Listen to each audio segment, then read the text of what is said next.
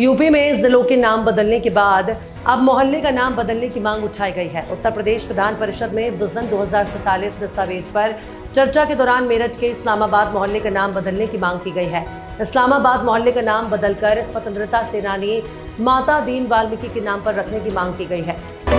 उत्तराखंड के नानक सागर डैम से कैलाश नदी में छोड़े गए पानी ने उत्तर प्रदेश के पीलीभीत में तांडव मचाना शुरू कर दिया है। पहाड़ों से आए पानी के सैलाब ने अमरिया तहसील क्षेत्र के भरा पचपेड़ा के पास मझूला सितारगंज उत्तराखंड रोड को काट दिया, जिसकी वजह से पीलीभीत के कई इलाकों का संपर्क टूट गया है और आवागमन पूरी तरह से बंद हो गया है। सनी देओल की बॉर्डर हिट साबित हुई थी। अब कई सालों बाद सनी देओल बॉर्डर 2 लेकर आ रहे हैं। जब से उन्होंने फिल्म की अनाउंसमेंट की थी, फैंस तभी से इसके अपडेट को लेकर एक्साइटेड हैं। सनी देओल ने फिल्म की रिलीज डेट अनाउंस करके फैंस को खुश कर दिया है। ये फिल्म 26 जनवरी के मौके पर रिलीज होगी।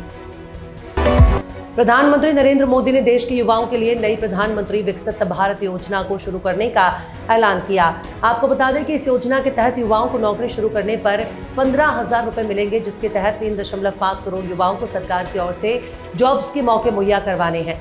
इस योजना के जरिए युवाओं को नौकरी देने वाली कंपनी और पहली बार नौकरी करने वाले लोगों को सरकार की ओर से लाभ दिया जाएगा।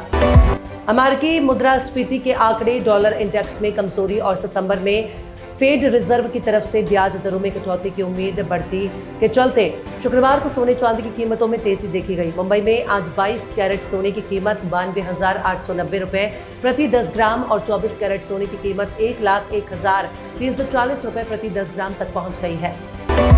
ये शुक्रवार भी OTT लवर्स के लिए बेहद एक्साइटमेंट से भरा रहने वाला है। दरअसल कई नई फिल्में और वेब सीरीज 15 अगस्त शुक्रवार को OTT पर दस्तक दे रही हैं। इनमें इंटेंस ड्रामा से लेकर रोमांटिक और सस्पेंस थ्रिलर शामिल है। यानी इस वीकेंड आप घर बैठे डिजिटल प्लेटफॉर्म पर नई फिल्मों और सीरियल का लुत्फ उठा सकते हैं। चलिए यहाँ पूरे लिस्ट जान लेते हैं। पीएम मोदी ने कहा कि अब समय की मांग है कि जीएसटी की दरों की समीक्षा हो। हम नई जनरेशन का जीएसटी रिफॉर्म लेकर आ रहे हैं। सामान्य लोगों के लिए टैक्स कम रहेगा। जीएसटी की दरें भारी मात्रा में कम होंगी ताकि लोगों को और भी सहूलियत मिल सके। उन्होंने कहा कि स्वदेशी खुद को मजबूत करने के लिए और जरूरत पड़ी तो दूसरों को मजबूर करने के लिए इस्तेमाल करेंगे।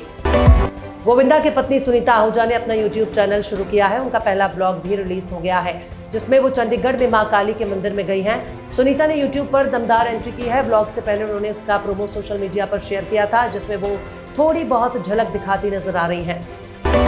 आईपीएल 2025 की कमेंट्री टीम से अचानक बाहर किए जाने के बाद पूर्व भारतीय ऑलराउंडर इरफान पठान ने चुप्पी तोड़ दी है। पिछले दिनों ऐसी खबर आई थी कि पठान को इसलिए हटाया गया क्योंकि उन्होंने ऑन एयर उन खिलाड़ियों को निशाना बनाया जिनसे उनके पुराने मतभेद थे।